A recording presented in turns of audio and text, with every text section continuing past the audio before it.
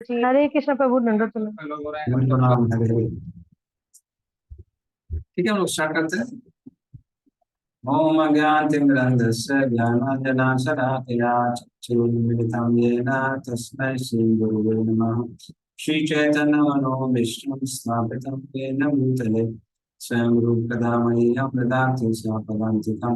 वन्देऽहं श्रीगुरोः श्रीयुतापदकमलं श्रीगुरुवैष्णवांश श्रीरूपं सागरजातं सागना रघुनाथां तं तं सजीवं साद्वैतं सावधूतं भजना सहितं कृष्ण चैतन्य देवं श्री राधा कृष्ण पादान सागना ललिता शिवशाखामतांश नमो विष्णुपादाय कृष्ण कृष्णाय भक्तये श्रीमती भक्तिवेदांता स्वामी नामिने नमस्ते सारस्वते देवे गौरवाणी विचारिणे निर्विशेषा शुद्धवादी पाश्चात्य स्थाने वाञ्छाकल्पतरुभ्यश्च कृपासिन्धुभ्यश्च पतितानां पावनेभ्यो वैष्णवेभ्यो नमः। नमो महावदन्याय कृष्ण प्रदायते कृष्ण कृष्ण चैतन्य नामने भवति नमः। हे कृष्ण करुणा सिंधु दीनबन्धु प्रत्येक पुरुषोत्तरंजन तप्तांचल गौरांगी श्रीराधे वृंदावनेश्वरी विष्णु देवी प्रणमामि हरिप्रिय नीलाचल निवासाय नित्य परमात्मने वंदे सुभद्राभ्यां जगन्नाथाय ते नमः। जय श्री कृष्ण चैतन्य प्रभु नित्यानंद श्री गदाधर श्री सद्गुरु भक्तवृंद हरे कृष्णा कृष्ण कृष्ण हरे हरे हरे राम हरे Ram Ram Ram.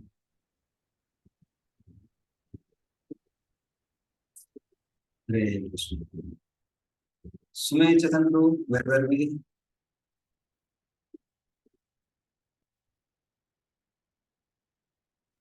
We have to start from the second chapter of second canto. Okay, so second canto second chapter, और इसमें हम लोग अष्टांग योग का विवरण आता है।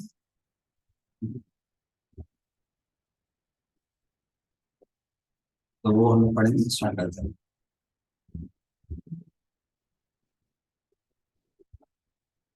श्री शुकवाच एवं पुरा धारणयात्मयोनिर्नष्टां स्मृतिं प्रत्युरुद्धयत् प्रतिरुद्धतिष्ठात् तथा ससर्जेदममोघदृष्टिर् यथापयात् प्राग् व्यवसाय बुद्धिः।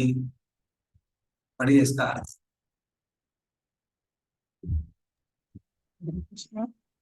श्री सुखदेव गोस्वामी ने कहा कि ब्रह्मांड के प्राकट्य के पूर्व ब्रह्मा जी के विराट रूप के ध्यान द्वारा भगवान को प्रसन्न करके विलुप्त हो चुकी अपनी चेतना पुनः प्राप्त की। इस तरह वे सृष्टि का पूर्ववत पुनर्निर्माण कर सके। हरे कृष्ण। तो इस तरह से वो वापस ब्रह्मा जी के उसमें आता है, प्रसन्न में आ जाता है। और वो बताते हैं कि पहले ब्रह्मा जी ने भगवान पे ध्यान किया और इस विराट रूप पे ध्यान किया। तो जैसे कि इंजीनियर क्या करता है, इंजीनियर कुछ भी चीज की को बनाने से पहले पहले ब्लूप्रिंट तैयार करता है और ब्लूप्रिंट को देखता है। तो ये ब्लूप्रिंट जो तैयार किया है वो भगवान ने स्वयं तैयार किया है, और उसका भी जो इंजीनियर है ब्रह्मांड के, ब्रह्मा जी, वो उसको देख रहा है। तो जैसे कि हमने बताया चैप्टर में, सेकंड चैप्टर में धारण की विधि के बारे में बताया गया है। हाँ। और दो तरह के लोगों के बारे में बताया, योगियों के बारे में, वो जो ब्रह्म प्राप्त करना चाहते हैं या फिर वो जो भगवान को प्राप्त करना चाहते हैं।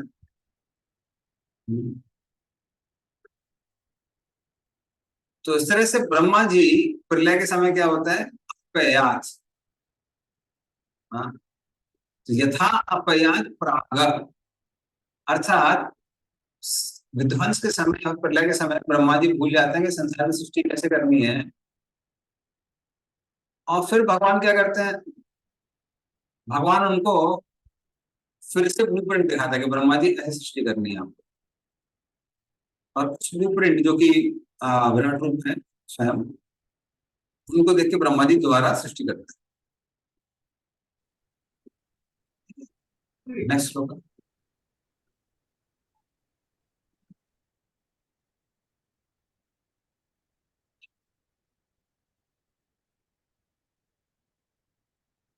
शब्दसी ब्रह्मण एष पंथा जन्नाम भेद्यायति धीर अपार्थे परिब्रह्मं तत्र न विन्दन्ते अर्थान् मायामये वासनया शयानः। तो जो उन्होंने पृथ्वीमान ने प्रश्न पूछा था कि जो व्यक्ति मर रहा है वो क्या करना चाहिए, तो उसका एक उत्तर है, पढ़िए इसको।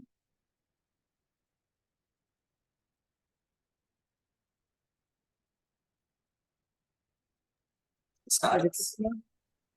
व्यक्ति ध्वनियों को प्रस्तुत करने की विधि इतनी होने वाली है कि व्यक्तियों को बुद्धि को स्वर्ग जैसी व्यर्थ की वस्तुओं की ओर ले जाती है। बद्ध जीव ऐसी स्वर्गिक मायामयी वासनाओं के सपनों में मंडराते रहते हैं, लेकिन उन्हें ऐसे स्थानों में वे सच्ची सुख की प्राप्ति नहीं कर पाते। हरे कृष्ण। तो जब उन्होंने पूछा था कि मृत्यु के समय व्यक्ति को क्या करना चाहिए, तो कुछ संत क्या बोल रहे थे कि आपको क्या करना चाहिए, स्वर्ग लोक जाना चाहिए। तो इस श्लोक में क्या बताया गया है कि स्वर्ग लोक में जाना व्यर्थ है। हाँ। तो वेदों की वाणी में स्वर्ग इत्यादि के बारे में लिखा हुआ है, और उसकी वजह से लोग क्या सोचते हैं कि हम स्वर्ग जाके वहां पर आनंद भोग करेंगे। पर वो यहाँ क्या लिखा हुआ है, यन नाम भी ध्यायति धीर अपार्थे, अपार्थ मतलब वो सब बेकार है। हाँ। तो जिस तरह से स्वप्न में व्यक्ति बहुत सारे चीजों को भोगता है, खुलने के बाद सब खत्म हो जाता है, उसी तरह से स्वर्ग आदि का जो आनंद है वो पुण्य क्षीण होते ही सब खत्म हो जाता है। तो खैर बात की बात है, स्वर्ग का आनंद लेते हुए भी वो आनंद मिक्स होता है कष्ट से। क्यों होता है? क्योंकि हृदय में अनर्थ है। हृदय में अनर्थ होने के कारण जब एक देवता देखता है कि जो बगल वाला देवता है वो हमसे ज्यादा एंजॉय कर रहा है, तो उस ईर्ष्या के कारण देवता अपना भोग ठीक से नहीं भोग पाता। इसलिए कई बार लोग सोचते हैं ना कि अनर्थ रहेंगे तो हम एंजॉय कर सकते हैं। हाँ, काम क्रोध रहेगा तो हम संसार में कंपटीशन कर सकते हैं, चीजों को ऑप्टेन कर सकते हैं। लेकिन जब तक हृदय में अनर्थ है, व्यक्ति भौतिक चीजों का भी आनंद नहीं ले सकता। इसलिए बुद्ध गीता में कृष्ण कहते हैं कि स्वर्ग क्या है, सत्व गुण में स्थित होना ही स्वर्ग है। बड़े अच्छे अच्छे आंसर देते हैं। जैसे एक प्रश्न उन्होंने पूछा है उद्धव जी ने कि धनी कौन है? जो संतुष्ट है वो धनी है। जिसका धन उसकी इच्छाओं से ज्यादा है, सॉरी इच्छाओं से हाँ ज्यादा है, तो वो धनी है। उसी तरह से जो व्यक्ति सत्वगुण में स्थित है वही स्वर्ग में। अन्यथा अगर स्वर्ग में व्यक्ति रहता है किंतु अगर रजोगुण तमोगुण का प्रभाव है, तो वो दूसरे के ऐश्वर्य को देख के ईर्ष्या करता रहता है, वो कुछ नहीं कर सकता। फिर भय बना रहता है, जिस राक्षस ने आक्रमण कर दिया, वो राक्षस ने आक्रमण कर दिया। तो उस तरह से वहां का भी जो आनंद है वो स्वप्न के आनंद जैसा है। और सबसे बड़ी चीज, एक बार आपने निवृत्ति कर ली, बस खत्म। फिर तो पुरानी चीजें आपकी यादों में रह जाती है, और जब शरीर खत्म हो जाए तो यादों में भी रह जाती है। पूर्व जन्म में क्या पता, सुमित चैतन्य प्रभु अभी शेयर मार्केट में पैसा लगा रहे हैं, लास्ट लाइफ में हो सकता है वो कुबेर हो। इतना पैसा था कि कुछ खा ही नहीं जाए। तो इस तरह से लास्ट लाइफ में हम क्या थे क्या नहीं थे हमको याद ही नहीं रहता। तो इसलिए वो कैसा है, ये सब आनंद स्वर का जो आनंद है वो किसके जैसा है, वो सपने जैसा। नेक्स्ट श्लोक।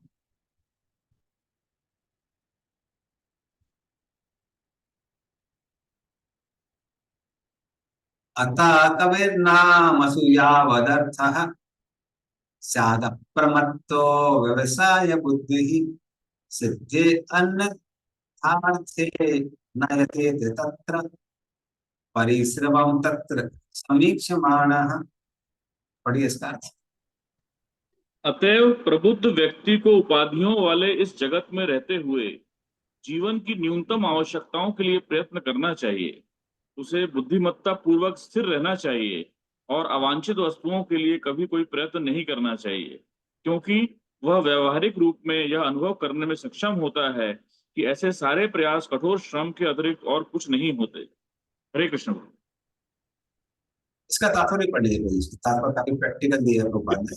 तात्पर्य श्री प्रभुपाद की जय। भागवत धर्म या श्रीमद् भागवतम की विचारधारा सकाम कर्म के मार्ग से सर्वथा भिन्न है, क्योंकि भक्त ऐसे सकाम कर्मों के मार्ग को समय का अपव्यय मात्र मानते हैं। सारा ब्रह्मांड या यूं कहे कि सारा भौतिक अस्तित्व जगत के रूप में गतिशील है, ताकि योजना बनाने हेतु मनुष्य की स्थिति अत्यंत विश्रामदायक या सुरक्षित बनी रहे। लेकिन सभी लोग देखते हैं कि यह संसार न तो विश्रामदायक है और न ही सुरक्षित है, तथा विकास की किसी अवस्था में ऐसा हो भी नहीं सकता। जो लोग भौतिक सभ्यता की भ्रामक प्रगति से मोहित हैं, वे निश्चय ही मंद बुद्धि प्रमत्त हैं। यह समस्त भौतिक सृष्टि केवल नामों का भ्रमजाल है। वास्तव में यह पृथ्वी, जल, अग्नि जैसे पदार्थों से बनी मोहने वाली सृष्टि के अतिरिक्त और कुछ भी नहीं है। इमारतें, साज सामग्री, कारें, बंगले, मिलें, फैक्ट्रियां, उद्योग, शांति, युद्ध या परमाणु शक्ति तथा इलेक्ट्रॉनिक जैसी भौतिक विज्ञान की सर्वोच्च सिद्धियां भौतिक तत्वों तथा तीनों गुणों की मिली जुली प्रतिक्रिया के मोहक नाम के अतिरिक्त और कुछ नहीं है। क्योंकि श्री भगवान का भक्त इन्हें अच्छी तरह जानता है, अतएव वह ऐसी परिस्थिति के लिए अवांछित वस्तुओं को सृजित करने में रुचि नहीं लेता, जो बिल्कुल भी वास्तविक नहीं है, बल्कि जो सिर्फ मायाजाल हैं, जिनका महत्व समुद्र की तरंगों के बुलबुलों से अधिक नहीं है। बड़े बड़े राजा, नेता तथा सैनिक एक दूसरे से इसलिए लड़ते हैं जिससे कि इतिहास में उनके नाम निरंतर बने रहें, किंतु वे कालक्रम में भुला दिए जाते हैं और वे इतिहास में एक अन्य युग को स्थान दे देते हैं। परंतु भक्त समझता है कि इतिहास तथा ऐतिहासिक व्यक्ति किस तरह क्षणभंगुर समय की उपज है। सकाम कर्मी को संपत्ति, स्त्री तथा भौतिक मान सम्मान की चाह होती है, किंतु जिन्हें वास्तविकता का ज्ञान है, वे ऐसी मिथ्या वस्तुओं में तनिक भी रुचि नहीं रखते। उनके लिए यह समय का अपव्यय मात्र है। क्योंकि मनुष्य जीवन का प्रत्येक क्षण महत्वपूर्ण है, अतएव प्रबुद्ध व्यक्ति को समय का उपयोग करने में अत्यंत सतर्क रहना चाहिए। इस भौतिक जगत में सुख की योजना बनाने में विनष्ट मानव जीवन का एक पल भी कभी वापस नहीं मिल सकता, भले ही कोई उसके लिए लाखों स्वर्ण मुद्राएं क्यों ना खर्च करे। अतएव ऐसा अध्यात्मवादी जो माया के चंगुल से छूटना चाहता है, उसे यहाँ सचेत किया जाता है कि वह सकाम कर्मियों के बाह्य स्वरूप से मोहित न हो। मनुष्य जीवन कभी भी इंद्रिय तृप्ति के लिए नहीं बना है, वह तो आत्म साक्षात्कार के लिए मिला है। श्रीमद् भागवतम में आदि से अंत तक इसी विषय का उपदेश मिलता है। मानव जीवन मात्र आत्म साक्षात्कार के लिए निर्मित है। जो सभ्यता इस सर्वाधिक पूर्णता को लक्ष्य बनाती है, वह अवांछित वस्तुओं में लिप्त नहीं होती, और ऐसी पूर्ण सभ्यता मनुष्यों को जीवन की न्यूनतम आवश्यकताएं स्वीकार करने हेतु या बुरे व्यवहार का सर्वोत्तम उपयोग करने के सिद्धांत का पालन करने हेतु तैयार करती है। उस दृष्टि से हमारे भौतिक शरीर तथा हमारे जीवन बुरे व्यवहार हैं, क्योंकि जीव वास्तव में आत्मा है और जीव की आध्यात्मिक प्रगति अत्यावश्यक है। मानव जीवन इसी महत्वपूर्ण उद्देश्य की प्राप्ति के लिए निर्मित है। अतएव मनुष्य को जीवन की न्यूनतम आवश्यकताओं को स्वीकार करके श्री भगवान के उपहार पर आश्रित रहते हुए मानवीय शक्ति को भौतिक भोग के पीछे मुग्ध होने जैसे अन्य किसी कार्य में न लगाकर तदनुसार कर्म करना चाहिए। सभ्यता का भौतिकवादी विकास असुरों की सभ्यता कहलाता है, जिसका अंत युद्ध तथा अभाव में होता है। यहाँ पर आध्यात्मवादी को मन से स्थिर होने के लिए कहा गया है, जिससे यदि सादा जीवन तथा उच्च विचार में कठिनाई का अनुभव भी हो, तो वह अपने दृढ़ संकल्प से बिल्कुल भी नहीं डिगे। विश्व के इंद्रिय तृप्ति कर्ताओं के घनिष्ठ संपर्क में आना आध्यात्मवादी के लिए एक आत्मघाती नीति है, क्योंकि इस नीति से जीवन का परम लक्ष्य ही विफल हो जाएगा। श्री सुखदेव गोस्वामी महाराज परीक्षित से तब मिले जब महाराज को ऐसी भेंट की आवश्यकता थी। आध्यात्मवादी का कर्तव्य है कि असली मुक्तिकामी व्यक्तियों की सहायता करे और मुक्ति के उद्देश्य को सहयोग दे। ध्यान रहे कि श्रील सुखदेव गोस्वामी महाराज परीक्षित से तब कभी नहीं मिले जब वे महान राजा के रूप में शासन कर रहे थे। अध्यात्मवादी के लिए कार्य पद्धति की विवेचना अगले श्लोक में की गई है। हरे कृष्ण। फादर प्रणाम। धन्यवाद। तो बेसिकली यहाँ पे ये जो श्लोक है, ये श्लोक कर्मयोगी, ज्ञान योगी, अष्टांग योगी तीनों के लिए कॉमन है, क्योंकि ऐसे लोग जो हैं वो कर्म कांड के पथ को का बहिष्कार करते हैं। इसमें अगर एसेंस देखा जाए, जो कि विश्वनाथ चक्रवर्ती ठाकुर भी अपने तात्पर्य में लिखते हैं, वो क्या लिखते हैं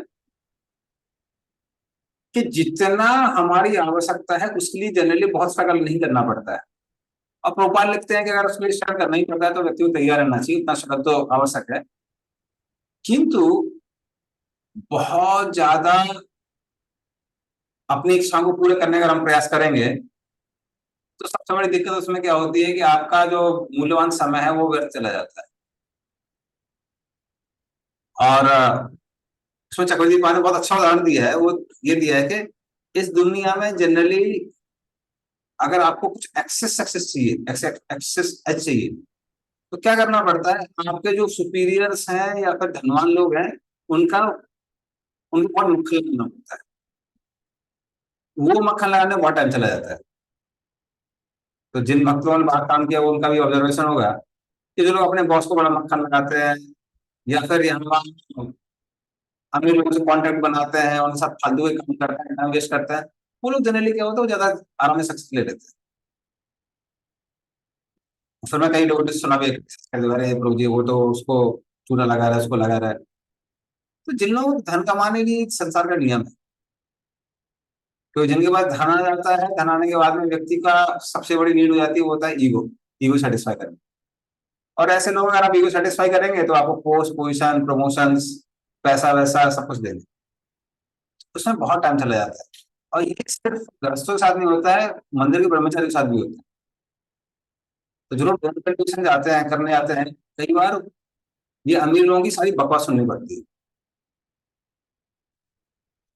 मेरे को एक दो बार याद है कि जब हम लोग प्रेरणा फेस्टिवल्स के लिए प्रोग्राम्स करने गए थे, एक आदमी ने 4 घंटे पूरा बकवास, मतलब कोई सर पैर नहीं था, ये फिलोसफी भी अच्छी है, वो भी अच्छी है, ये है वो है। समझ सब कुछ अच्छा नहीं, तुम्हारा दिमाग खराब है। तो कहते हैं, बोल दो। बगल में एक ब्रह्मचारी बैठ के मेरा बार बार हाथ दबा रहे थे, तो थोड़ा शांत रहिए शांत रहिए, उसको बकवास सुनना पड़ेगा। नहीं हुआ, वो 4 घंटा बकवास सुनने के बाद हाँ वो जो हॉल था, हाँ उस 18,000 20,000 का जो दे था वो उसने फ्री ऑफ कॉस्ट दे दिया। तो फायदा हुआ, लेकिन उसमें वो 3 घंटा वो करने के बाद में हम लोग पूरा झंडू बाम लगा के सर में पट्टा वट्टा बांध के फिर सोए। तो इस तरह से उसमें क्या होता है, उसमें बहुत फालतू टाइम चला जाता है। हम्म।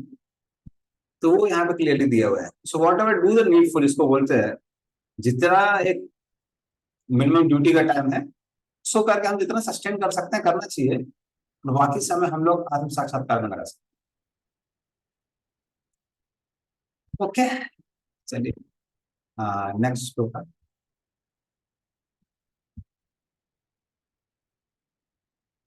सत्तां चितो किं कसिपो प्रयासे बाहो स्वसिद्धेहि उपबर्हणे किं सति अंजलो किं पुरुधान पात्र्य दिग्वल्क्लादो सति किं दुकूले।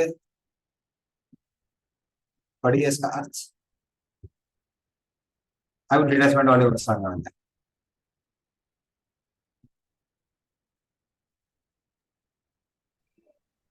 हरे कृष्णा। जब लेटने के लिए विपुल भूखंड पड़े हैं तो चारपाइयों तथा गद्दों की क्या आवश्यकता है। जब मनुष्य अपनी बाह का उपयोग कर सकता है तो फिर तकिए की क्या आवश्यकता है। जब मनुष्य अपनी हथेलियों का उपयोग कर सकता है तो तरह तरह के बर्तनों की क्या आवश्यकता है। जब पर्याप्त ओढ़न अथवा वृक्ष की छाल उपलब्ध हो तो फिर वस्त्र की क्या आवश्यकता है। हरे कृष्ण। तात्पर्य में हाँ नहीं नहीं नहीं। श्री ये उन लोगों के लिए लिया है, खासकर जो लॉन्ग ऑर्डर है। अभी इसमें बहुत सारी चीजें प्रैक्टिकल है, सारी चीजें प्रैक्टिकल नहीं है।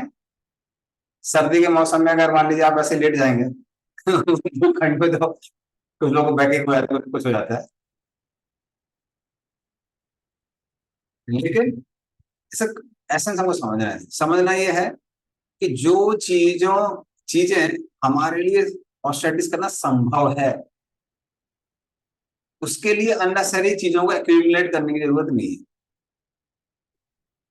तो मान लीजिए हम लोग किसी परिवेश में आराम से रह के भक्ति कर सकते हैं, तो फिर उसको एक्सपेंड करने की आवश्यकता नहीं है।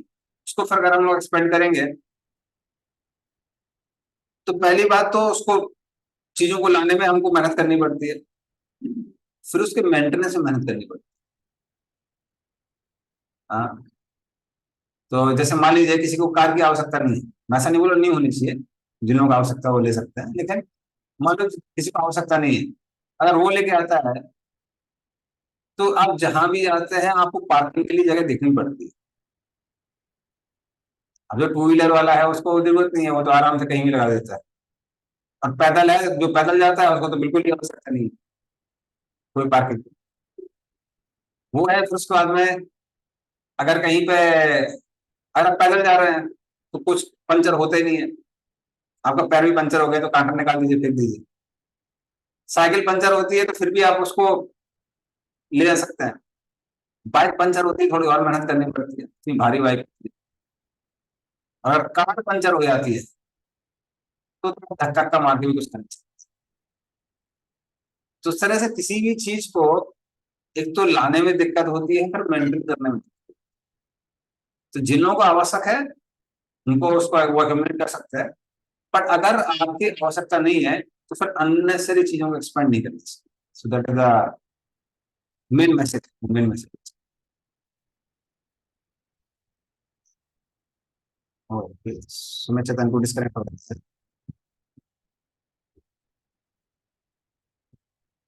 तो कोई बोल सकता है कि ठीक है, लेकिन सर्दियों में अगर हम लोग ऐसे लेटेंगे तो फिर हमको सर्दी लग जाएगी, तो फिर क्या करना चाहिए? हाँ, तो वो सुन के कहते हैं, सुखदेव गोस्वामी थोड़ा गुस्सा हो जाता है। चिराणि किम पति न संति दिशन्ति भिक्षाम नैवांग्रिपा परभृता सरितोपि असुष्यन् वृद्धा गुहा किम अजितो अवति नो प्रसन्न तस्मात् भजन्ति कवयो धन धुर्मदान धान। पढ़िए इसका अर्थ।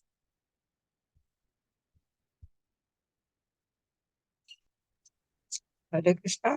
क्या सड़कों पर चित्रे नहीं पड़े रहते हैं? क्या दूसरों का पालन करने के लिए जीवित रहने वाले वृक्ष अब दान में भिक्षा नहीं देते? हाँ,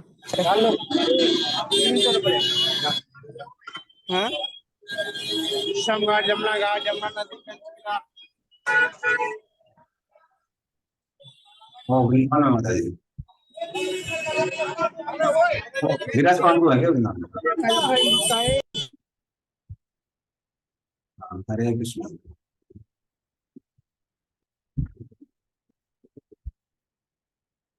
ठीक क्या हम ठीक नहीं है। पढ़ रहे थे क्या? हाँ, एक्चुअली क्या हुआ कि वो जो दूसरी आवाज थी ना उसने ओवर पावर कर लिया, तो वो सुनाई नहीं दिया। नहीं, अब दोबारा पढ़ सकते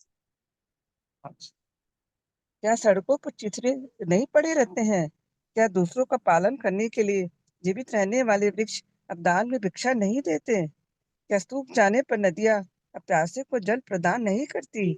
क्या पर्वतों की गुफाएं बंद हो चुकी है?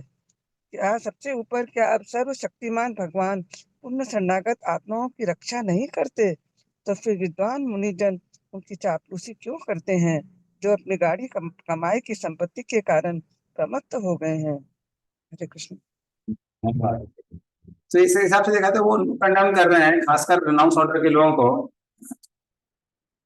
जो घंटों घंटों बैठ के अमीरों के पास में जाके उनका चूना लगाते हैं ताकि हमको कुछ डोनेशन मिल जाएगी। तो उसके बारे में वो बोल रहे हैं, क्या बोल रहे हैं कि कोई बोल सकता है कि अरे ठीक है, आप बोल रहे हैं जमीन पे लेटिए, हाँ, हाथ में जो मिल रहा है उसको खाइए, वो तो ठीक है, लेकिन सर्दी के मौसम तो हमको सर्दी लग जाएगी।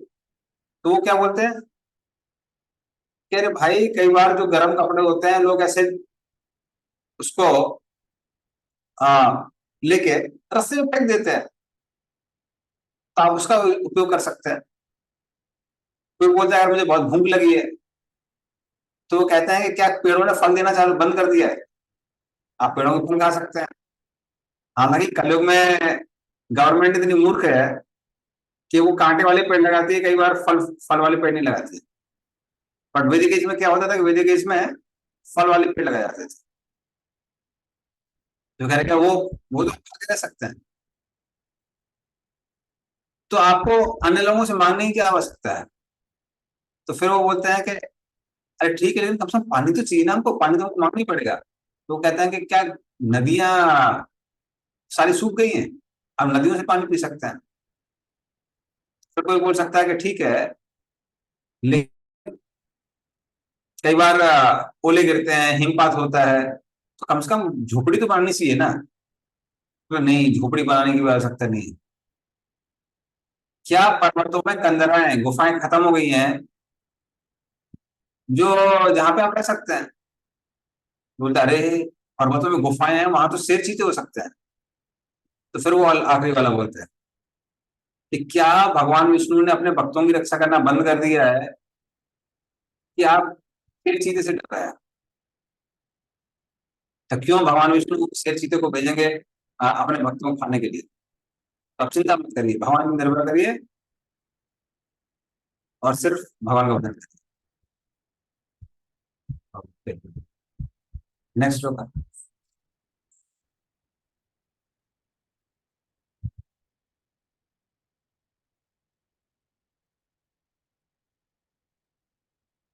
एवं सचित्ते सदैव सिद्ध आत्मा प्रियो अर्थो भगवान अनंतः तम निर्वृतो न नि- नियतार्थो भजेत संसार हेतु परमश्च यत्र।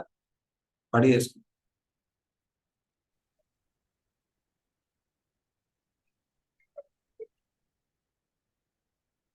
हरे कृष्णा। मनुष्य को इस प्रकार स्थिर होकर उनकी भगवान की सर्वशक्तिमत्ति के कारण अपने हृदय में स्थित परमात्मा की सेवा करनी चाहिए। क्योंकि वे सर्वशक्तिमान भगवान सनातन एवं असीम है, अतः वे जीवन के चरम लक्ष्य हैं और उनकी पूजा करके मनुष्य बद्ध जीवन के कारण को दूर कर सकता है। हरे कृष्णा। धन्यवाद। तो फिर वो कहते हैं कि ठीक है, वो सब चीज आप सही बोल रहे हैं, किंतु भाई डीटी वर्ष के लिए तो कम से कम फंड कलेक्शन हमको करना ही पड़ेगा। ऑफ कोर्स ये योगियों के लिए आ रहा है, भक्तों के लिए नहीं आ रहा है। तो उन ऐसे योगियों के लिए वो क्या कहते हैं, कहते हैं कि वो वैसे भी आपको प्राप्त है, क्योंकि भगवान वासुदेव कहीं बाहर नहीं है, आपके हृदय में ही स्थित है। इसलिए भगवान को आवाहन करके बुलाने की आवश्यकता नहीं है। हाँ, क्योंकि भगवान प्रेम के आश्रय हैं और वो प्रेम के आश्रय आपके हृदय में स्थित है।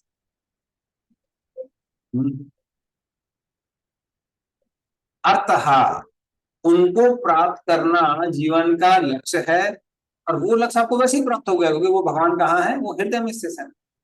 वो ऑलरेडी आपको प्राप्त हो चुके हैं। हम्म। तो वो जो भगवान है, सिर्फ वो हृदय में स्थित नहीं है, वो बहुत सुंदर है, उनके अनंत गुण है, और वो अनंत, वो सब जगह स्थित है।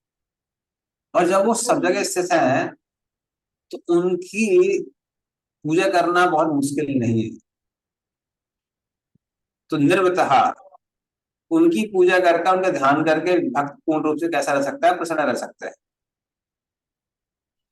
और उनकी पूजा में जो मुख्य इंग्रेडिएंट है वो क्या है, वो प्रेम है। प्रेम तो कहीं बाहर से खरीदा नहीं जा सकता है। या फिर व्यक्ति क्या कर सकता है, भगवान का नाम जप कर सकता है, हरि कथा का सुन सकता है, भगवान को प्रणाम कर सकता है, जो कि हृदय में स्थित है, सब जगह स्थित है। तो इस तरह से कई तरीकों से भक्त क्या कर सकता है, भगवान की पूजा कर सकता है। तो आप क्यों बोल रहे हैं कि भाई इंग्रेडिएंट्स की आ सकता है? ऑफ कोर्स ज्ञानी योगी लोग भी जो है उनको भी आवश्यकता नहीं। तो इस तरह से ऐसा बोला है। ऑफ कोर्स बहुत लोग चाहते हैं कि आ, भगवान ने जितना ऑपुलेंटली उसके ऊपर से पोषक उतना होना चाहिए। बट ये किसके लिए दिया, खासकर उन लोगों के लिए दिया है जो लोग रिनाउंस ऑर्डर में है और इसका योगी और ज्ञान मिले। ठीक है, नेक्स्ट।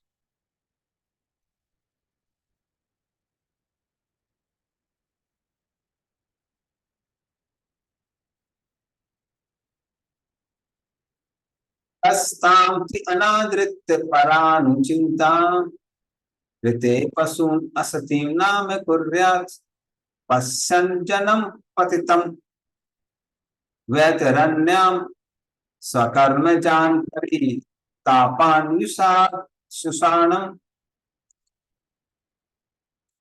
पढ़िए इसका अर्थ।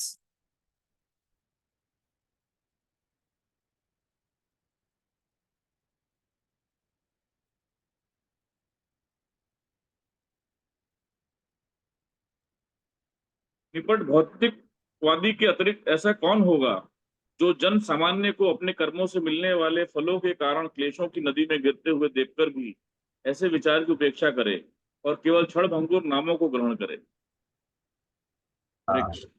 धन्यवाद। तो जब लोग देख रहे हैं आसपास के, अरे ये नरक जा रहा है, वो नरक जा रहा है, सब लोग जा रहे हैं, हाँ, तो ऐसा व्यक्ति भगवान की भक्ति या उन पर ध्यान करने को कैसे छोड़ सकता है? वो भगवान को छोड़ के अन्य चीजों पे ध्यान कैसे लगा सकता है? अन्य चीजें वो कैसी हैं, वो संसार में बांधने वाली है, उन पे ध्यान करने से व्यक्ति नरक हो जाता है। इसलिए ऐसे व्यक्ति को क्या करना चाहिए? मात्र भगवान पर ही ध्यान लगाना चाहिए। वो एसेंशियली समझता है। नेक्स्ट श्लोक।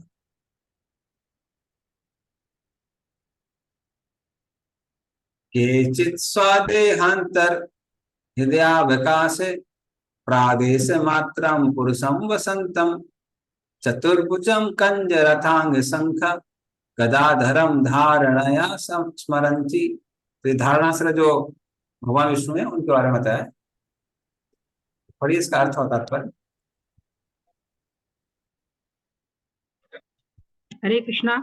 अन्य लोग शरीर के हृदय प्रवेश में वास करने वाले एवं केवल एक बित्ता 8 इंच परिमाण के 4 हाथों वाले तथा उनमें से प्रत्येक में क्रमशः कमल, रथ का चक्र, शंख तथा गदा धारण किए हुए भगवान का ध्यान करते हैं। तात्पर्य पढ़ना प्रभु जी। हरे कृष्णा। पढ़ना इसका तात्पर्य।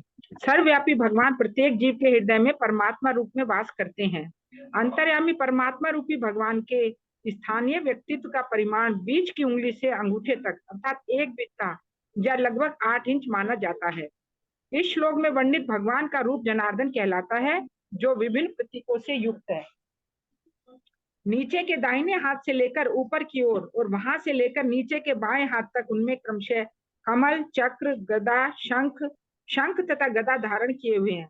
जनार्दन का अर्थ है जन सामान्य को वश में रखने वाले भगवान के पूर्ण अंश। इसी प्रकार कमल, शंख आदि प्रतीकों को चारों हाथ में अलग अलग तरह से धारण किए हुए भगवान के अन्य अनेक रूप हैं और वे विभिन्न नामों से जाने जाते हैं, जैसे कि पुरुषोत्तम, अच्युत, नरसिंह, त्रिविक्रम, ऋषिकेश, केशव, माधव, अनिरुद्ध, प्रद्युम्न, संकर्षण, श्रीधर, वासुदेव, दामोदर, जनार्दन, नारायण, हरि, पद्मनाम, वामन, मधुसूदन, गोविंद, कृष्ण, विष्णुमूर्ति, अधोक्षज तथा उपेंद्र। अंतर्यामी स्थानीय भगवान के ये 24 रूप ग्रह मंडलों के विभिन्न भागों में पूजे जाते हैं और प्रत्येक ग्रह मंडल में भगवान का एक अवतार होता है, जिनका परव्योम के नाम से जाने जाने वाले आध्यात्मिक आकाश में एक विशिष्ट वैकुंठ ग्रह होता है। इनके अतिरिक्त भी भगवान के सैकड़ों हजारों रूप हैं और उनमें से प्रत्येक का परव्योम में विशिष्ट ग्रह होता है, जिनमें से यह भौतिक आकाश एक खंड मात्र है। भगवान पुरुष अर्थात नर भोक्ता के रूप में विद्यमान रहते हैं। यद्यपि इस भौतिक जगत के नर से उसकी कोई तुलना नहीं की जा सकती, लेकिन ऐसे सारे रूप एक दूसरे से अभिन्न अद्वितीय होते हैं और इनमें से प्रत्येक रूप नित्य तरुण होता है। चतुर्भुजी तरुण भगवान सुंदर ढंग से अलंकृत रहते हैं, जैसा कि नीचे वर्णन किया गया है। हरे कृष्णा प्रभु जी। धन्यवाद। तो इस तरह से संग, चक्र, गदा, पद्म की अलग अलग स्थितियों के अनुसार भगवान के अलग अलग रूप हैं, जिसका वर्णन डिटेल में किया गया है सनातन शिक्षा में, चैतन्य चेतावनी में। और ये 24 नाम है जो पुजारी लोग हैं उनको पता है कि ये जो हम लोग 24 आचमन करते हैं 24, तो ये सब वही नाम है भगवान के। तो इन सब की हम लोग पूजा करते हैं और शुद्ध होते हैं, उसके बाद में फिर भगवान की पूजा करते हैं। और यहाँ पे भगवान का साइज बताया हुआ है हाँ, कि रिंग फिंगर से लेके थंब इतना, तो लगभग 8 इंच बताया है। अब ये 8 इंच डिटेल क्यों बताया है? ये इसलिए बताया है क्योंकि एक योगी को भगवान का ध्यान करना है तो उसको मन में ध्यान करना पड़ेगा। तो फिर बात आती है कितना साइज है, कैसे दिखते हैं, तो ये सारी डिटेल यहाँ बताए। शंख चक्र गदा पद्म धारण किए हुए हैं और 8 इंच के वो है। अब इसको अगर हम लोग टेक्निकली अगर एक्सटेंड कर देते हैं तो फिर उसमें कुछ सेंस नहीं बनता है, क्योंकि भगवान आध्यात्म के वाली सारी डिस्टेंसेस कैसे हैं, ये सब मेटेरियल डिस्टेंसेस है, भौतिक है। खासकर आईआईटीज बहुत क्वेश्चन पूछते हैं ऐसे, कुछ वक्त मेरे से पूछ रहे थे कि गुरु जी 8 इंच है, तो मान लीजिए कोई छोटे छोटे कीड़े होते हैं, वो तो 8 इंच में बहुत सारे कीड़े हो जाएंगे, तो सारे कीड़े एक साथ वो शेयर करते हैं परमात्मा को। तो मेरे मामला नहीं नहीं प्रभु जी वैसा नहीं है, वो उनकी हाथ के हिसाब से होगा। तो बोला अरे सांप के तो हाथ होते नहीं है, तो फिर सांप का मेजरमेंट कैसे होगा? तो ये सारे मतलब क्वेश्चन मुझे लगते हैं। तो ये जो डिस्टेंस बताया गया, ये धारणा आश्रय है, जो कि परमात्मा है, क्योंकि उन पे ध्यान करना है, इसलिए उनका डिटेल बताया गया है। अदरवाइज भगवान आध्यात्मिक है और कोई भी भौतिक डिटेल से हम उनको बोल कर सकते हैं ना। ठीक है, तो हाई, हाँ क्यों माता जी बोलिए।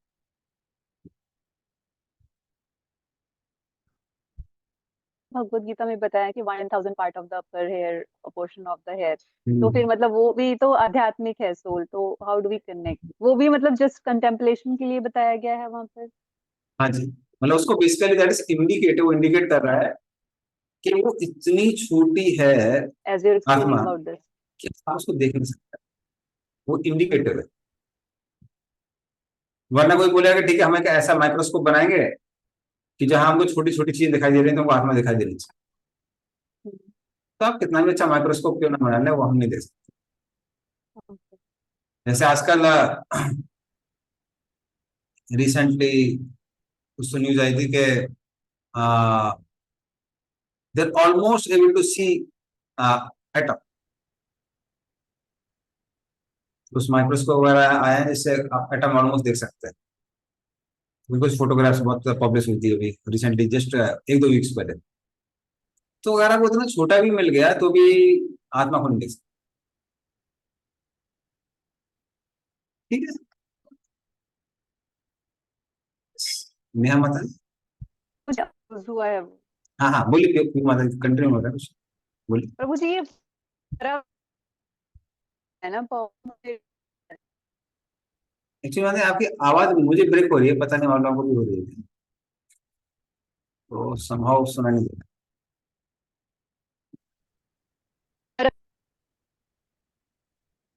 मतलब अभी ब्रेक हो रही है। The sound is breaking actually. हाँ, पर व्योमा वो तो कुछ तो बोल रहे हैं।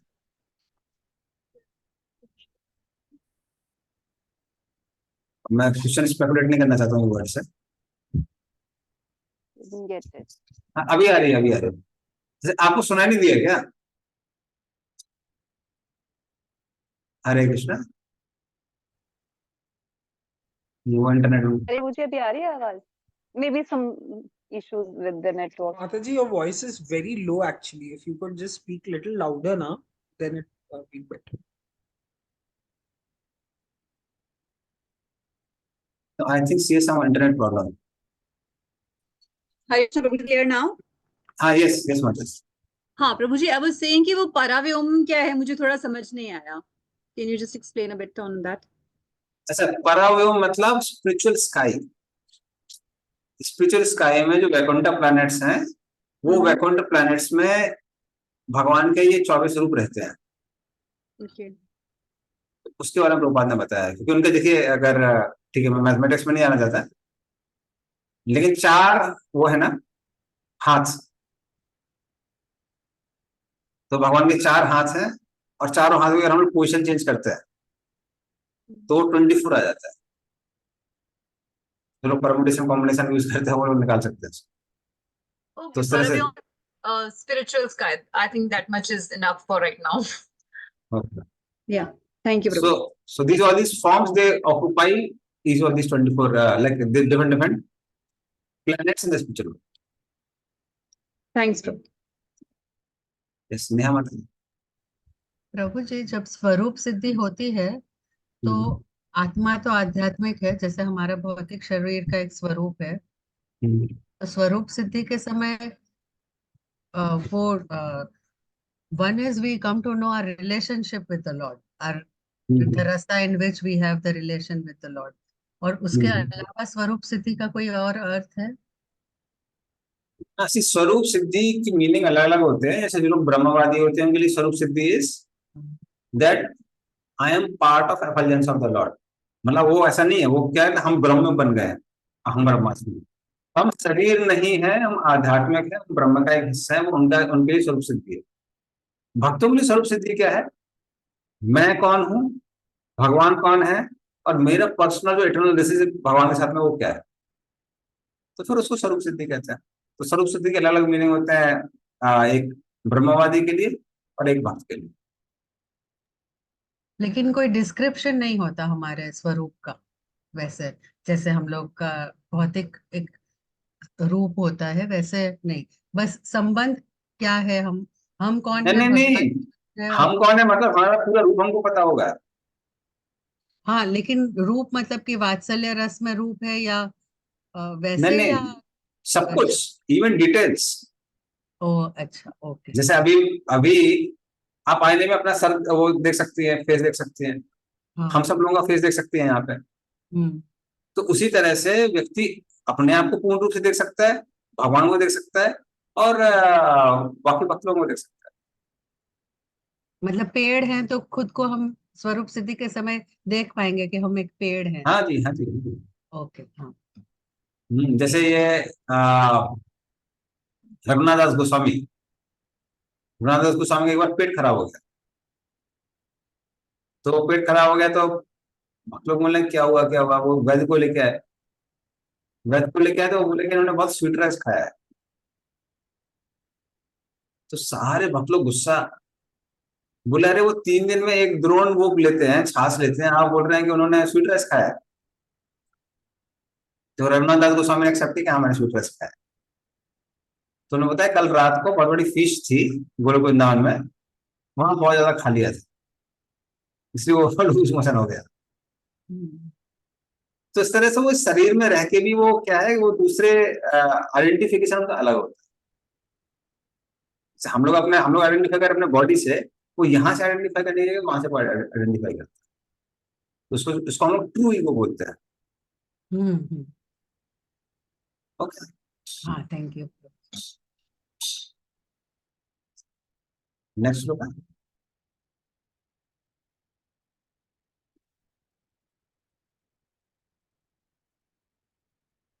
प्रसन्न वक्त्रम नलिनायते क्षणम कदम्ब किंजल कृपिसंग वाससम लसन महारत्न हिरण्मयांगदम स्फुरन महारत्न किरीट कुंडलम। तो ये डिस्क्रिप्शन है परमात्मा। पढ़िए इसका अर्थ और तात्पर्य दोनों पढ़िए।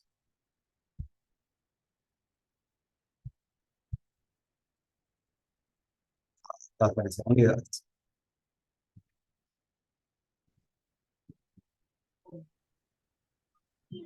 हरे कृष्णा। उनका मुख उनकी प्रसन्नता को व्यक्त करता है। उनकी आंखें कमल की पंखड़ियों के समान है और उनका वस्त्र कदम पुष्प के केसर के समान पीले रंग का तथा बहुमूल्य रत्नों से जटित है। उनके सारे आभूषण स्वर्ण से निर्मित तथा रत्नों से जटित हैं। वे दैदीप्यमान मुकुट तथा कुंडल धारण किए हुए हैं। हरे कृष्ण प्रभु जी। प्रभु जी, इसका तात्पर्य है ही हरे अर्थ।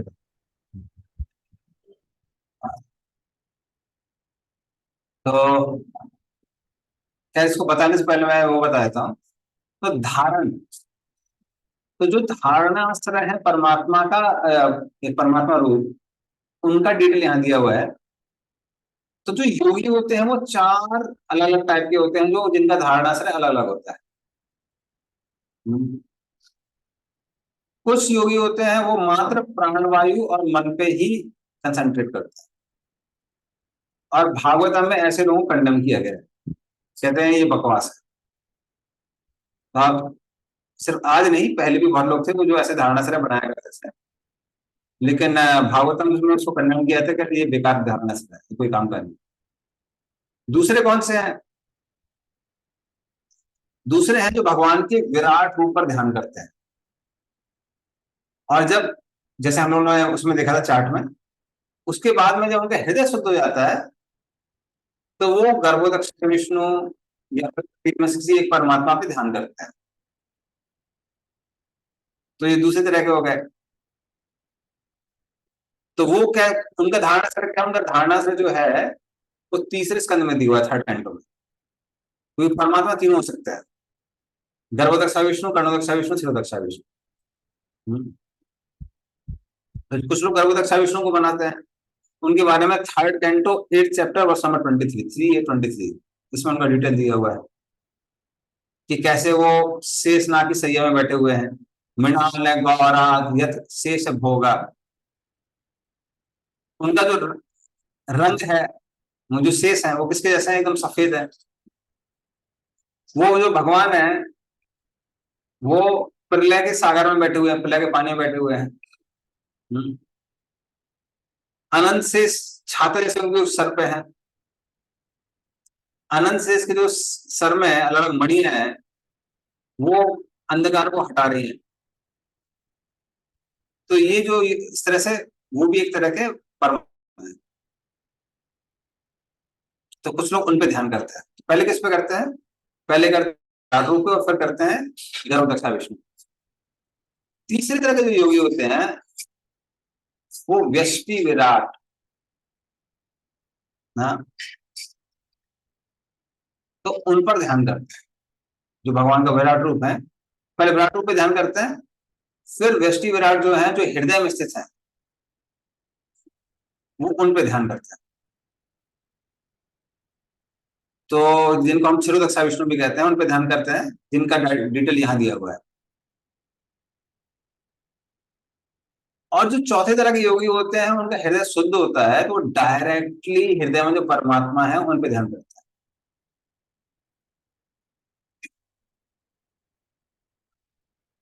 तो वो उन पे ध्यान कर सकते हैं। 4 तरह के हमने बताया। फिर से मैं वो कर देता हूँ, समराइज कर देता हूँ। तो फर्स्ट कौन से हैं? पहले वो है जो सांस पे और मन पे ध्यान करते हैं, उनको भागवतम कंडेम कर देते हैं। सेकंड वो है जिनका हृदय शुद्ध नहीं है, तो इसलिए वो विराट रूप पे ध्यान करते हैं, उसके बाद में गर्भोदक्ष विष्णु पे ध्यान करते हैं। ये सेकंड हो गए। तीसरे, उनका भी हृदय शुद्ध नहीं है तो विराट रूप पे ध्यान करते हैं, उसके बाद में जो हृदय परमात्मा स्थित है शिरोदक्ष विष्णु, उन पे ध्यान करते हैं। और चौथे हैं जिनका हृदय पहले से शुद्ध है, वो डायरेक्टली हृदय में स्थित परमात्मा पे ध्यान। तो ये 4 तरह के योगी होते हैं। और इस श्लोक में वो परमात्मा का और भी डिटेल बताया हुआ है कि कैसे उनका मुस्कुराता हुआ चेहरा है, प्रसन्न वक्त्रम, नलिना यतीक्षणम। उनकी जो आंखें हैं बड़ी बड़ी हैं और एक नील कमल की तरह है। कदम्ब किंजल के पिसंग वाससम, वाससम मतलब उनके कपड़े। उनके कपड़े कैसे हैं? कदम्ब के पेड़ में जो सफेद रंग के किंजल होते हैं, सॉरी पीले रंग के, वैसे उनके कपड़े। लसन महारत्न हिरण्मयागदम, और हिरण्मय मतलब गोल्डन कलर के उनके आर्म बैंड्स हैं जिसमें रत्न लगे हुए, रूबीज लगे हुए हैं। स्फुरन महारत्न किरीट कुंडलम, किरीट मतलब मुकुट है उनके सर में, और कुंडल मतलब उनके जो कान के बाले हैं वो, उनमें भी रत्न जड़े हुए। इस तरह से वो दिखाई देते। ओके, नेक्स्ट श्लोक। निद्र पंकज कर्णिकालये योगेश्वरास्थापित पाद पल्लवम श्रीलक्षणम कौस्तुभ रत्न कंधरम अमलानित लक्ष्म्या वनम याचितम। बढ़िया इसका अर्थ। हरे कृष्णा। उनके चरण कमल महान योगियों के कमल सदृश हृदयों के गुच्छों के ऊपर रखे हैं। उनके वक्षस्थल पर कौस्तुभ मणि है जिसमें सुंदर बछड़ा अंकित है और उनके कंधों पर अन्य रत्न है। उनका पूर्ण स्कंद प्रदेश ताजे फूलों की माला से सज्जित है। हरे कृष्णा। धन्यवाद। तो उनके चरण कहाँ रखे हैं? एक कमल पे रखे हैं। वो कमल क्या दर्शाता है? वो योगियों के हृदयों को दर्शाता है। हाँ। इसलिए पहले लोग क्या करते हैं, जो भगवान के चरण कमल में सेवा करने वाले योगी हैं और भक्त हैं, भक्तों के लिए भक्त, तो पहले उन पे ध्यान करते हैं। फिर और क्या बताया हुआ है? उनके गले में कौस्तुभ माला है। फिर बाएं तरफ एक श्रीवत्स का चिन्ह है जो कि लक्ष्मी जी का प्रतीक है। हाँ, तो गोल्डन लाइन है। और उनके गले में अमालन लक्ष्म्या वन माल याचितम, वन में जो फूल मिलते हैं वो उसकी माला है उनके गले में। ठीक है, तो ये सारे डिटेल दिए हुए हैं। नेक्स्ट, अब प्रोपर लिखते हैं ये मेटल इंग्रेडिएंट्स नहीं है।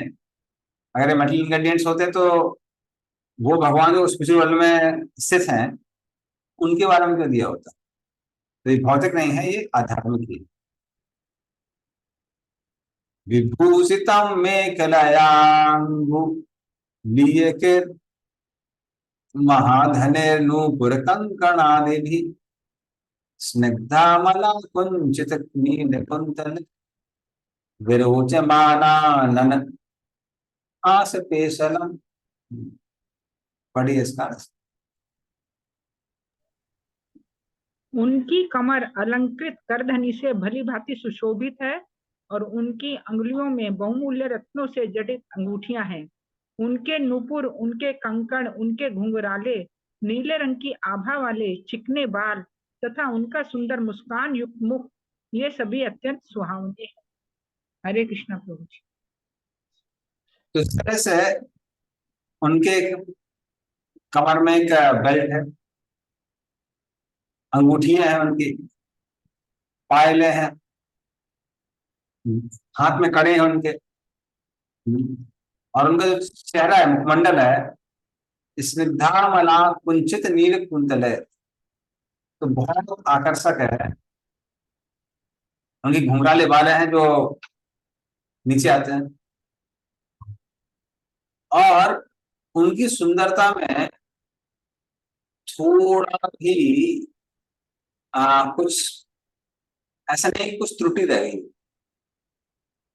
जैसे संसार में जो भी लोग होते हैं, कहीं ना कुछ कुछ सुंदरता में कुछ ना कुछ त्रुटि रह जाती है। किसी का बोलते, किसी की नाक अच्छी नहीं, किसी का कान नहीं है, किसी का रंग नहीं है, किसी का फेस कट नहीं है, कुछ ना कुछ हो रह जाता है। क्योंकि भगवान में कोई भी कमी नहीं, कोई भी कमी नहीं। नेक्स्ट,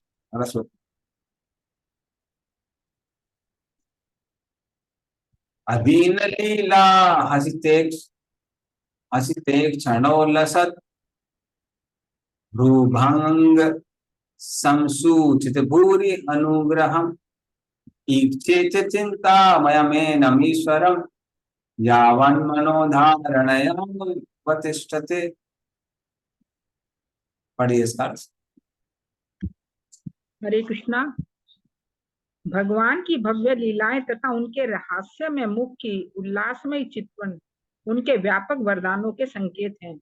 अतः मनुष्य को चाहिए कि जब तक ध्यान द्वारा उसका मन भगवान पर स्थिर रखा जा सके, तब तक मन को उनके इसी दिव्य रूप में एकाग्र करे।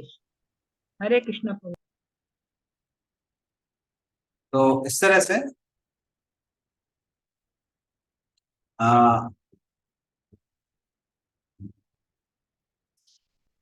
भगवान आदीन लीला हितेक छोड़ा सर, तो वो अपनी कृपा से क्या करते हैं, भक्तों के ऊपर दृष्टिपात करते हैं। अपने भावों को भी हिलाते हैं। तो कोई बोल सकता है नहीं, इनका सब एक रूप है, क्या ये आदान प्रदान नहीं करता है? तो यहाँ नहीं नहीं नहीं, ऐसा नहीं कि वो सब आदान प्रदान नहीं कर रहे हैं, आदान प्रदान कर रहे हैं। क्या कर रहे हैं? मुस्कुरा रहे हैं और अपने भावों को भी हिला रहे हैं। तो इस तरह से भगवान थोड़ा रेसिप्रोकेट भी करते हैं योगियों के साथ। तो लोग योग क्या करना चाहिए, भगवान के ऐसे रूप पर ध्यान करना चाहिए।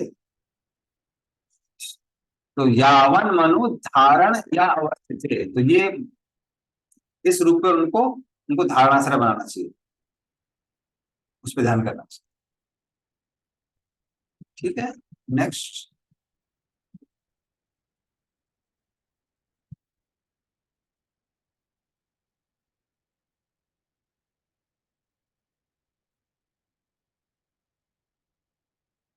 एकैकसो अंगानि धियान नुभावयेत् पादादि यावत् दशितं गदाभृतः जितं जितं स्थानमपोह धारयेत् परम परम शुद्धति धीर यथा यथा। पढ़िए इसका अर्थ। हरे कृष्णा। ध्यान की प्रक्रिया भगवान के चरण कमलों से प्रारंभ करते हुए उसे उनके हंसते मुखमंडल तक ले आए। इस तरह पहले ध्यान को चरण कमलों पर एकाग्र करें, फिर पिंडलियों पर, तब जांघों पर और क्रमशः ऊपर की ओर उठता जाए। मन जितना ही एक एक करके भगवान के विभिन्न अंगों पर स्थिर होगा, बुद्धि उतनी ही अधिक परिष्कृत होगी। हरे कृष्णा। तो फिर व्यक्ति क्या करना चाहिए, तो पहले पिछले श्लोक में धारणा तक दिया हुआ था, जैसे मैंने बताया, धारणा मतलब भगवान के पूरे रूप पर कंसंट्रेट करना, उसको धारणा कहते हैं। और इस श्लोक में बताया है ध्यान, कि ध्यान कैसे करना चाहिए। तो देखिए इसमें क्लियरली दिया हुआ है, एकादशो अगंगानि धियानुभावे पादादि यावत् धसितं गदावृतः गद आवृता। तो जो भगवान गदा धारण करते हैं उन पर एक एक करके ध्यान करना है। कहां से चालू करना है, पाद आदि चरणों से चालू करना है और धीमे धीमे करके ऊपर मेडिटेशन करना है। तो पहले चरणों पे, फिर उनके घुटनों पे, फिर जांघों पे, और इस तरह से धीमे धीमे करके ऊपर कंसंट्रेट करना चाहिए। और ऐसे कंसंट्रेशन से क्या होगा, बुद्धि शुद्ध हो जाएगी, जो भौतिक पदार्थ के ऊपर काम की भावना है वो खत्म हो जाएगी। और जितना ज्यादा बुद्धि शुद्ध होगी उतना ज्यादा मेडिटेशन भी कैसा हो जाएगा, और प्रबल होता जाएगा। हाँ। तो इस तरह से जो लोग शुद्ध नहीं है वो विराट रूप पे ध्यान करते हैं, बट जो लोग शुद्ध हो गए हैं वो इस परमात्मा पे लिंब बाय लिंब मेडिटेशन करते हैं, एक एक करके मेडिटेशन। ओके, नेक्स्ट लोग।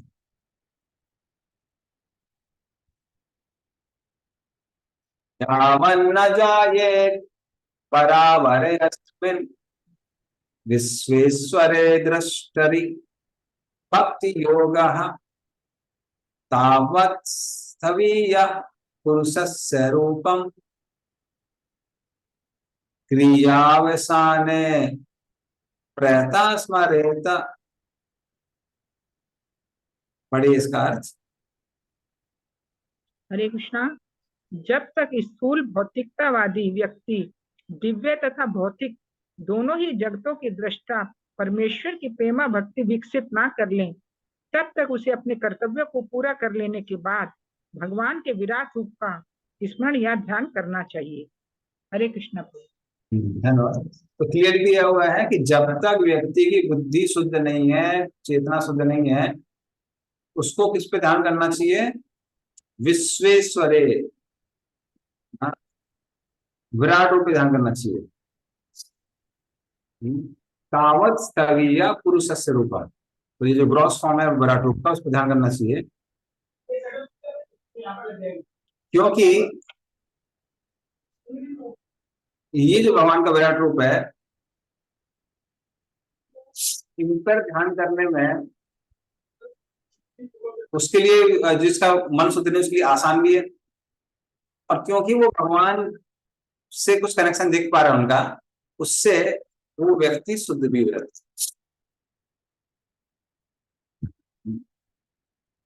तो अगर जो जिसका मन शुद्ध नहीं है कोई यहाँ वहां अलग अलग जगह दिखता है, तो आप जहां भी देख रहे हैं कम से कम भगवान का कनेक्शन देखिए उसका।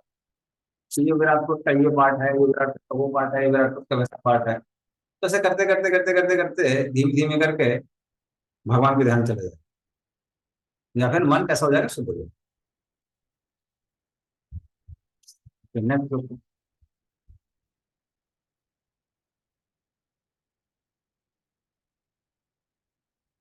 स्थलं सुखं चासनम् आसितो यचित् यदादिहासुरिममङ्गलोकम् काले च देशे च मनो न सज्जयेत् प्राणान् यच्छेन् मनसा जितासु। पढ़िए इसका अर्थ। हरे कृष्णा।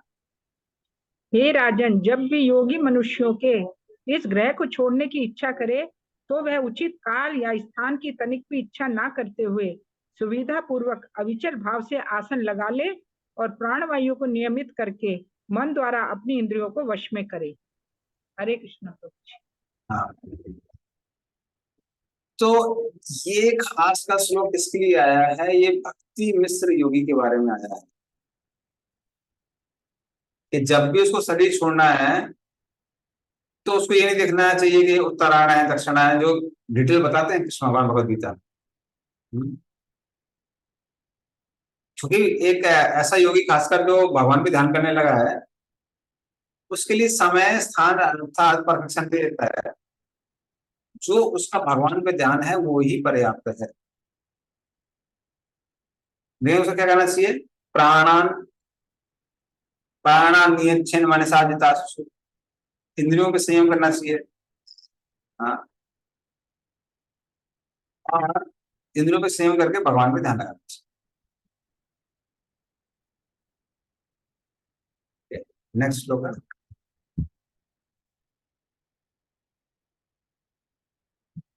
मनस बुद्ध्या मलया नियम्य क्षेत्रज्ञ एताम निर्णयेत तम आत्मनि आत्मानमात्मनि अवरुद्ध धीरो लब्धा लब्धोपशांतिर विरमेत कृत्यात्।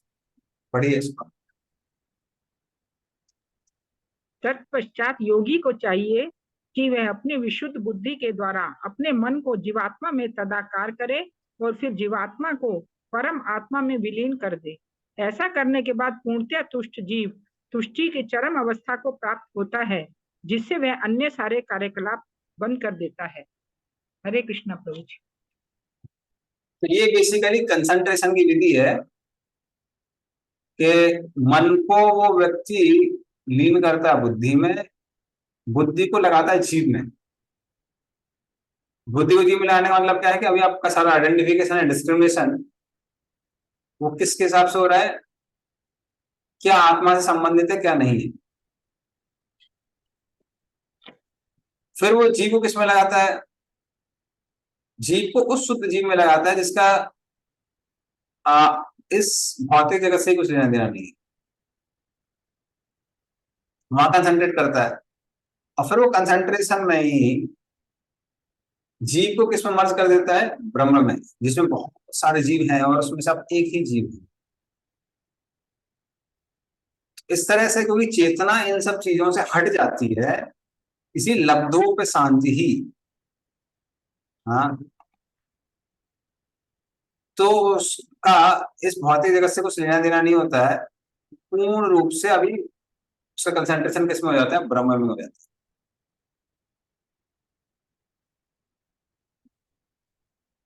ओके, नेक्स्ट श्लोक।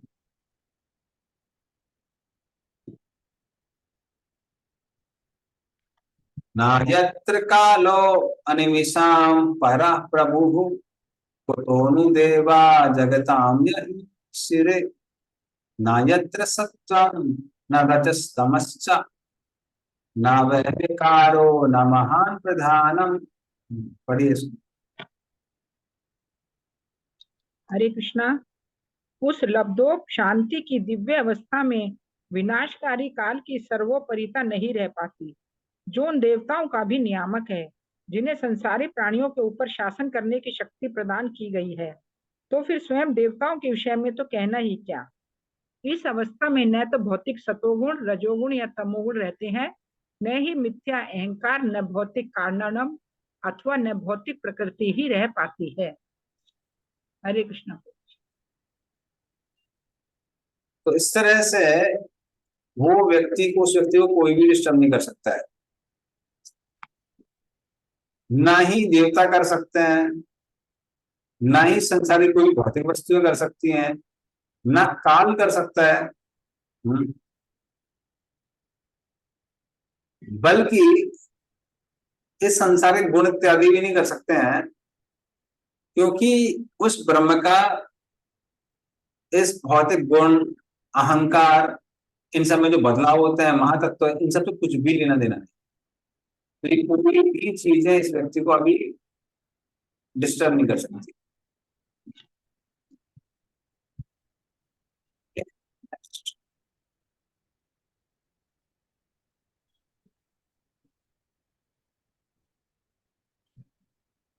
परम पदम वैष्णवम आमनन्ति तत् जन्नेति नेति इति तत् पुष्यश्रक्षवः विसृज्यद्वारात्मयम् अनन्य सौहृदा यदोपि भूयार पदम पदे पदे। पढ़िए इसका अर्थ। हरे कृष्णा। योगी जन ईश्वर विहीन प्रत्येक वस्तु से बचना चाहते हैं, क्योंकि उन्हें उस परम स्थिति का पता है जिसमें प्रत्येक वस्तु भगवान विष्णु से संबंधित है।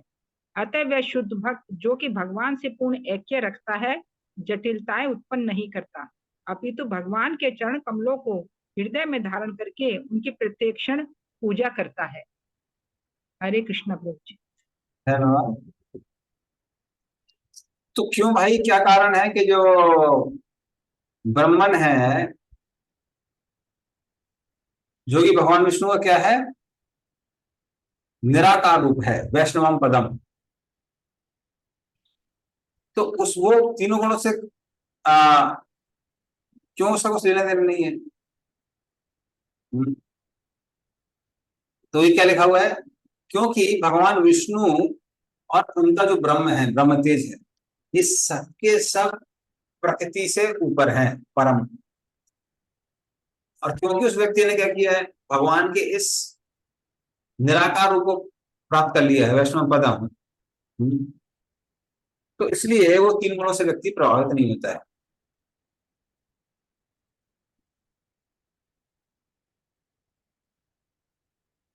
ओके, तो फिर प्रश्न उठता है, लेकिन जो नारद इत्यादि हैं, वो सब इन सब चीजों में इंटरेस्टेड नहीं है। हाँ, दौरात्मयम, तो जो ज्ञानी लोग हैं वो भगवान के निराकार रूप से बहुत प्रभावित होते हैं और उनमें रहना चाहते हैं, पर जो भगवान विष्णु के भक्त हैं उनका कुछ लेना देना नहीं है इससे।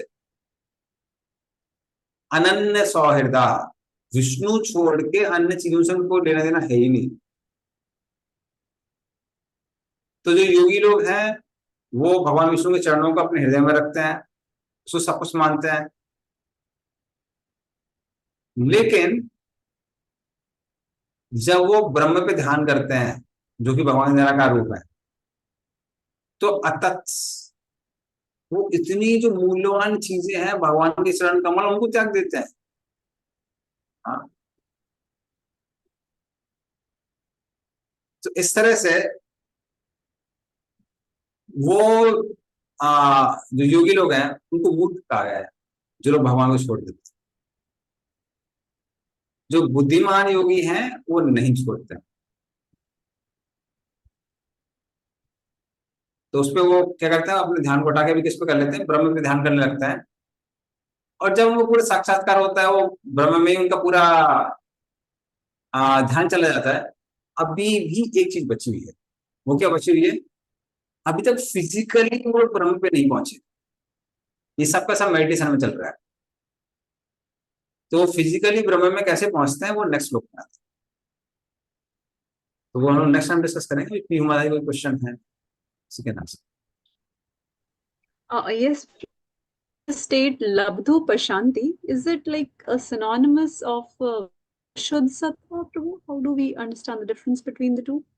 हाँ हाँ, हम उसको शुद्ध सत्य बोल सकते हैं, या फिर ब्रह्म की प्राप्ति को भी शुद्ध सत्य कहते हैं। तो हम देखिए इवन भगवत गीता में जहां लिखा है ना, परम शांतिम नैष्ठिकी, ये सब जो वर्ड्स यूज होते हैं, generally they are used for achieving impersonal Brahma. Because they say that we cannot have any peace unless we have transcended the modes of material nature. So that kind of a thing, we feel closeness to the Lord. So that is yes, yes, yes. So we can say like that. वो basically जो लोग बोलते हैं neutral state, तो तीन गुणों का disturbance नहीं है, तो आपको शांति प्राप्त होगी है, क्योंकि अभी भी आपको आनंद प्राप्त नहीं हुआ है। अभी सिर्फ क्या प्राप्त हुआ है? सिर्फ शांति प्राप्त।